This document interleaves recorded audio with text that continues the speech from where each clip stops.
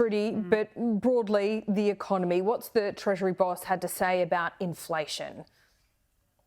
Well, he's reiterated that he does believe the economy has reached the inflation peak, but he says that the monthly read on inflation is going to bounce around. A lot of the focus in the first hour of his testimony before the Senate Economics Committee has been around the impact of the budget on inflation, in particular that cost of living package, providing relief for millions of households, in particular for energy bills. And what does that do for inflation? Well, he has conceded it does free up money for people to spend elsewhere in the economy, but he thinks that is not going to see inflation peak.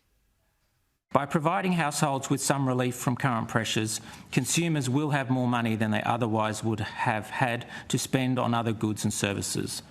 But we think this offsetting effect is small. The $3.6 billion package in 23-24 is modest when compared to the overall size of the economy. Another few key takeaways to keep an eye on.